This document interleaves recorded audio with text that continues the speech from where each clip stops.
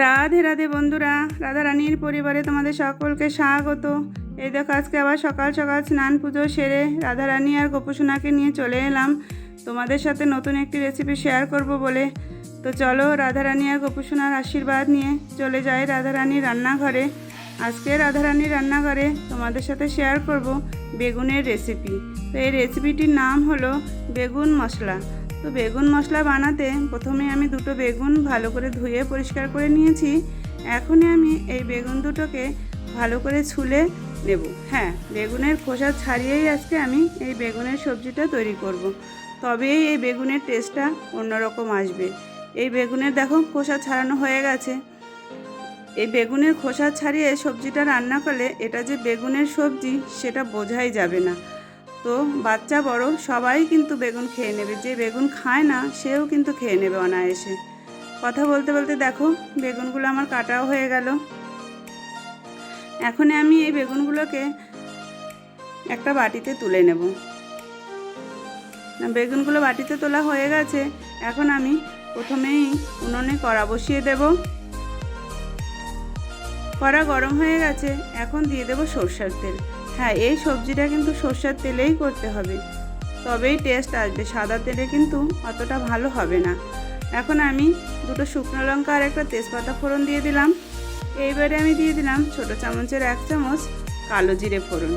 ফোড়নটা ভাজা হয়ে গেলে দিয়ে দেব একটা টমেটো কুচো করে রেখেছিলাম সেটা,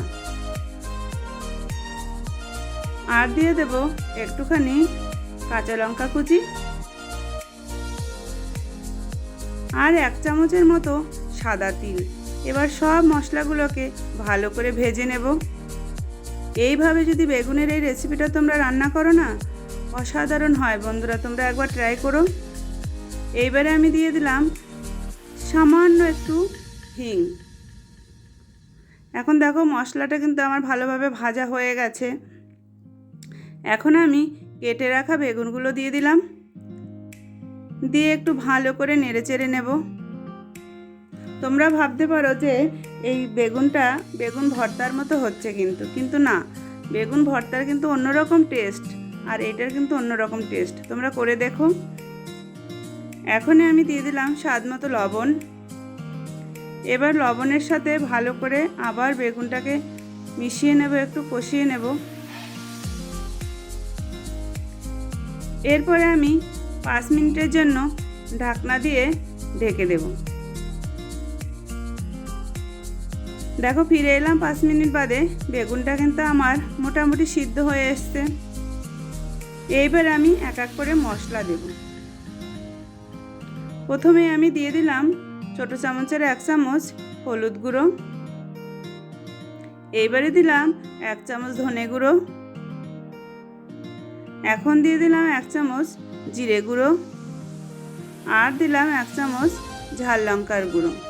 এখন ভালো করে মশলার সাথে বেগুনটাকে কষিয়ে নিতে হবে। দেখো কষাবে আর একটু করে খুন্তি দিয়ে আস্তে আস্তে বাড়ি মারবে, তবেই দেখবেন গোটা গোটা বেগুনগুলো একদম পুরো নরম হয়ে যাবে। গোটা গোটা বেগুন থাকলে কিন্তু ভালো লাগবে না, পুরো বেগুনটাকে কিন্তু একদম ম্যাশড করে নিতে হবে।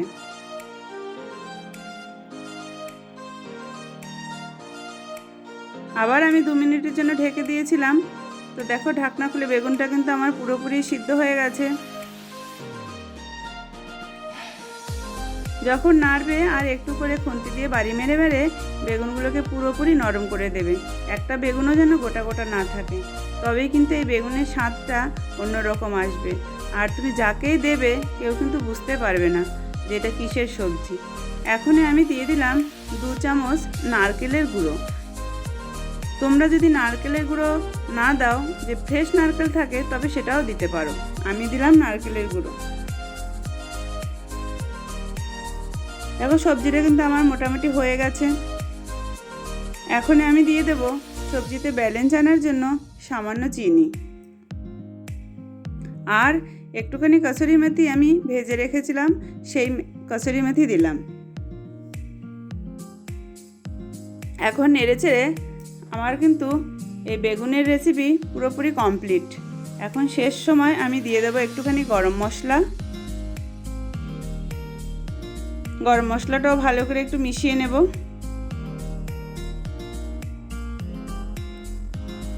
এরপরে আমি দিয়ে দেব হাফ চামচের মতো বাটার। তোমরা এই বাটারের পরিবর্তে ঘিও কিন্তু ব্যবহার করতে পারো, তবে বাটারে কিন্তু ভালো টেস্ট আসে। এখন আমি গ্যাস অফ করে দিলাম।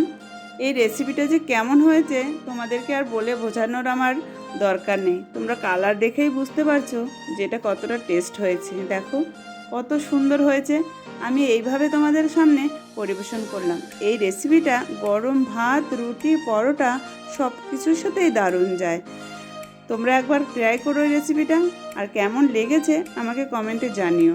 আর আমার এই রেসিপিটি যদি তোমাদের ভালো লাগে লাইক, শেয়ার, কমেন্ট করো। আর এরকম নিত্য নতুন রেসিপি পাওয়ার জন্য আমার চ্যানেলটিকে সাবস্ক্রাইব করে রাখার অনুরোধ রইল। আজ তাহলে আসি বন্ধুরা, দেখা হচ্ছে নতুন একটি রেসিপি নিয়ে। রাধে রাধে।